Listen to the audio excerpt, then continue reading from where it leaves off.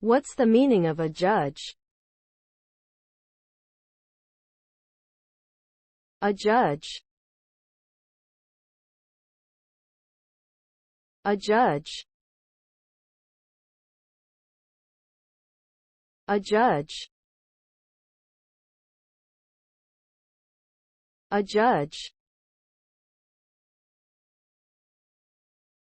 Adjudge. The word adjudge means to officially declare or determine something, often after careful consideration of the facts or evidence. It can also refer to the act of awarding a judgment or decision in a legal setting.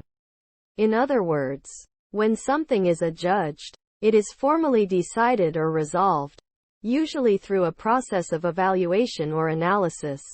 The result of an adjudication can be binding and have significant consequences for the parties involved, such as in a court case where one side is adjudged the winner and the other is adjudged the loser.